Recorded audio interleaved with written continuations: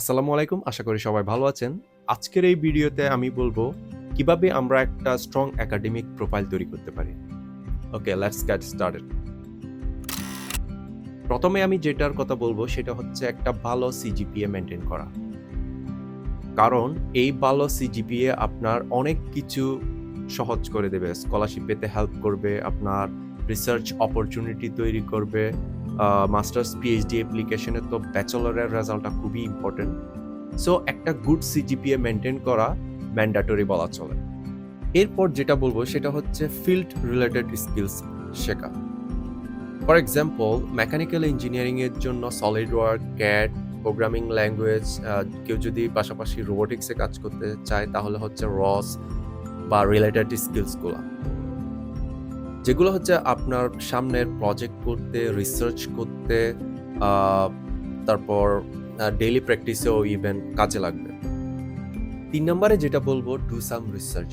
সেটা হতে পারে কোনো সিনিয়রের এক্সপেরিমেন্টে হেল্প করা, কোনো প্রফেসরের সাথে কথা বলে ওনার ল্যাবে অ্যাসিস্ট্যান্ট হিসেবে জয়েন হওয়া, তারপর কোনো রিসার্চ প্রজেক্টে হেল্পিং হ্যান্ড হিসেবে কাজ করা। অনেক ধরনের হতে পারে রিসার্চ এক্সপেরিয়েন্সটা। পরবর্তীতে যখন ফান্ডামেন্টাল বোঝা হয়ে যাবে তখন নিজে রিসার্চ করা বা কোনো টিম ফর্ম করে রিসার্চ করা। রিসার্চ এক্সপেরিয়েন্সটা খুবই ইম্পর্টেন্ট মাস্টার্স এবং পিএইচডি অ্যাপ্লিকেশনের জন্য। ইভেন জবের ক্ষেত্রেও এটা অনেক কাজে দেয়। এরপর যেটা বলবো সেটা হচ্ছে স্ট্রং প্রজেক্ট করা। স্ট্রং বলতে আমি এখানে যেটা মিন করছি সেটা হচ্ছে সংখ্যায় না, কিছু রিয়েল প্রজেক্ট করা যেগুলা রিয়েল ওয়ার্ল্ড প্রবলেম সলভ করে, এমন টাইপের প্রজেক্ট করা। জাস্ট প্রজেক্ট করলাম, আমার তো 10টা প্রজেক্ট হয়ে গেছে। প্রজেক্ট 10টা হয়েছে, ওইটার চেয়ে ইম্পর্টেন্ট হচ্ছে ওখান থেকে কয়টা ইফেক্টিভ বা কয়টা আসলে প্রজেক্টের মতো প্রজেক্ট হয়েছে। আমি স্ট্রং প্রজেক্ট বলতে বোঝাচ্ছি যেটা রিয়েল প্রবলেম সলভ করে বা যেটার এফেক্ট আছে। দেন যেটা বলবো সেটা হচ্ছে join activities, events.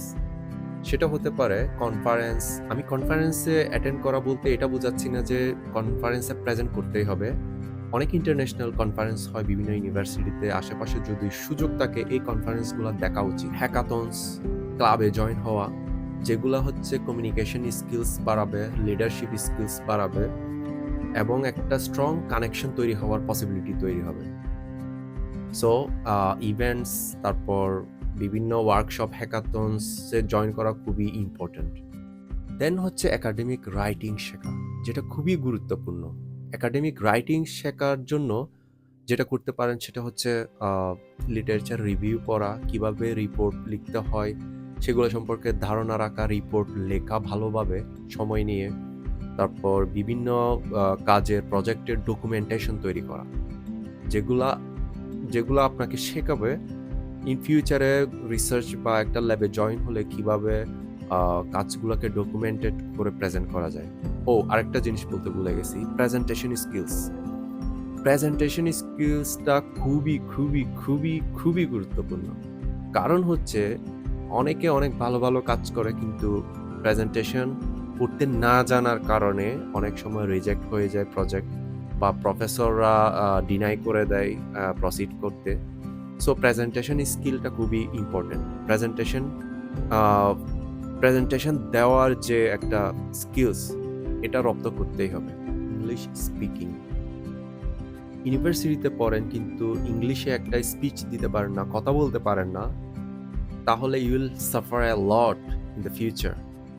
So speaking এটা খুবই গুরুত্বপূর্ণ। এবং স্পিকিং এর জন্য ফ্রেন্ডদের মধ্যে ইংলিশে কথাবার্তা বলতে পারেন। অনেক ওয়ে আছে। আর এখন তো এআই এর সাথে আরো সুবিধা হয়েছে। এআই এর সাথে সরাসরি ইংলিশে কথা বলতে পারেন এবং প্র্যাকটিসের মধ্য দিয়ে থাকতে পারেন, যেটা আপনার আপনার অনেক অনেক ইমপ্রুভ করে দেবে। এর বাইরেও আরো অনেক কিছুই আছে, আমি যেগুলা খুব কমন এগুলার কথাই বললাম। সো আশা করি ভিডিওটা অনেকের কাজে আসবে। একটা ওভারঅল ধারণা দেওয়ার চেষ্টা করেছি। কথা হবে অন্য কোনো ভিডিওতে। আল্লাহ হাফেজ।